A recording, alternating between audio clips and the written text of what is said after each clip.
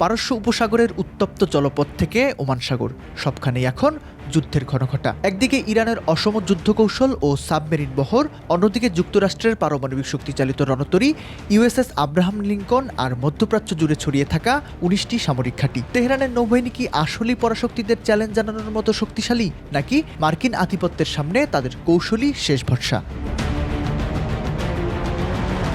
ইরানের নৌবাহিনীকে প্রায় মহাদেশীয় শক্তি হিসেবে বিবেচনা করা হয়, কিন্তু তাদের আসল শক্তি লুকিয়ে আছে পারস্য উপসাগরের প্রতিরক্ষা ব্যবস্থায়। ১৯৭৯ সালে বিপ্লবের পর তেহরান তাদের নৌবাহিনীকে দুই ভাগে বিভক্ত করেছে: নিয়মিত নৌবাহিনী এবং ইসলামী বিপ্লবী গার্ড বাহিনী বা আইআরজিসি। গ্লোবাল ফায়ার পাওয়ারের ২০২৪ সালের প্রতিবেদন অনুযায়ী বিশ্বের ১৪৫টি নৌবাহিনীর মধ্যে ইরান ৩৭তম অবস্থানে থাকলেও তাদের আসল শক্তি সংখ্যায় নয়, বরং কৌশলে।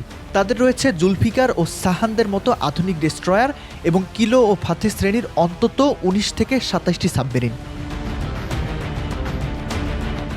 ইরানের নৌবাহিনীর সবচেয়ে বড় বৈশিষ্ট্য হলো তাদের অসম যুদ্ধ কৌশল বা অ্যাসিমেট্রিক ওয়ারফেয়ার। বড় যুদ্ধজাহাজের চেয়ে তারা বেশি গুরুত্ব দেয় দ্রুতগতির ক্ষেপণাস্ত্রবাহী বোট, সমুদ্রে মাইন নিক্ষেপ এবং ড্রোন প্রযুক্তির উপর। বন্দর আব্বাস, চাবাহার ও জাস্কের মতো কৌশলগত ঘাঁটিগুলো থেকে তারা হরমুজ প্রণালীর নিয়ন্ত্রণ ধরে রাখে। ২০২৪ সালের আগস্টে ইরান ২৬৪০টি নতুন ক্ষেপণাস্ত্র ও ড্রোন ব্যবস্থা গ্রহণ করেছে, যা রাডারে ধরা পড়ার ঝুঁকি অনেক কমিয়ে দিয়েছে।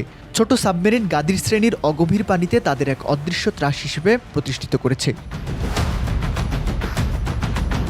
এর বিপরীতে মধ্যপ্রাচ্যে যুক্তরাষ্ট্রের সামরিক উপস্থিতি এক বিশাল দেয়ালের মতো। কাউন্সিল অন ফরেন রিলেশনসের তথ্য অনুযায়ী পুরো অঞ্চলে যুক্তরাষ্ট্রের ১৯টি সামরিক স্থাপনা রয়েছে, যার মধ্যে ৮টি স্থায়ী ঘাঁটি। বাহরাইনে রয়েছে নৌবাহিনীর ৫ম নৌবহরের সদর দপ্তর, আর কাতারের আল উদেইদ বিমান ঘাঁটি মধ্যপ্রাচ্যে যুক্তরাষ্ট্রের সবচেয়ে বড় কৌশলগত কেন্দ্র। বর্তমানে আরব সাগরে মোতায়েন রয়েছে পরমাণু শক্তিচালিত বিমানবাহী রণতরী ইউএসএস আব্রাহাম লিঙ্কন, যার সঙ্গে রয়েছে একঝাঁক ডেস্ট্রয়ার ও ক্রুজার।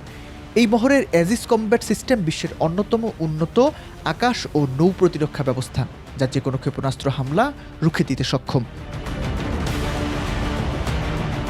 তবে মার্কিন এই সামরিক উপস্থিতির বড় দুর্বলতা হলো এলাকার দেশগুলো। সৌদি আরব, সংযুক্ত আরব আমিরাত, কাতার বা তুরস্ক কেউই চায় না তাদের ভূখণ্ড বা আকাশসীমা ব্যবহার করে ইরানে বড় কোনো হামলা চালানো হোক। ফলে মার্কিন রণতরী যতই শক্তিশালী হোক, তাদের বড় একটি নির্ভরতা স্থানীয় ঘাঁটিগুলোর ওপর, যা এখন রাজনৈতিক ও কূটনৈতিক কারণে কিছুটা অনিশ্চিত হতে পারে।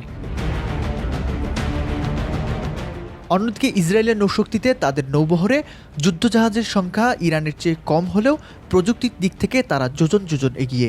ইসরায়েলের কাছে সাবমেরিনের সংখ্যা মাত্র ৫টি হলেও তাদের আধুনিক সেন্সর ব্যবস্থা ও গোয়েন্দা নজরদারি ইরানের প্রতিটি পদক্ষেপের উপর সার্বক্ষণিক নজর রাখে।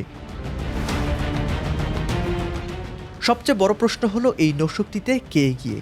কাগজে কলমে মধ্যপ্রাচ্যে ইরানের ১০১টি যুদ্ধজাহাজ থাকলেও এবং সাবমেরিন বহরে তারা এগিয়ে থাকলেও আধুনিক প্রযুক্তির লড়াইয়ে মার্কিন ক্যারিয়ার স্ট্রাইক গ্রুপের সামনে তাদের টিকে থাকা অত্যন্ত কঠিন। ইরান হয়তো তাদের অসম যুদ্ধ কৌশল ব্যবহার করে মার্কিন নৌ অভিযানের ব্যয় বাড়িয়ে দিতে পারে, কিন্তু উন্মুক্ত সমুদ্রে মার্কিন রণতরী ও ডেস্ট্রয়ারের সমন্বিত শক্তির সামনে তেহরান এখনও পুরোপুরি অজেয় নয়। বর্তমান উত্তেজনার মূল লড়াইটা এখন অস্ত্রের শক্তির চেয়েও বেশি কে আগে লক্ষ্যবস্তু শনাক্ত করতে পারে এবং কে কত দ্রুত কৌশল পরিবর্তন করতে পারে তার উপর। মধ্যপ্রাচ্যের এই বিশাল জলপথে পরবর্তী নৌসংঘাত কেবল সামরিক শক্তির নয়, বরং ধৈর্য ও সঠিক পরিকল্পনার এক চূড়ান্ত পরীক্ষা হতে যাচ্ছে।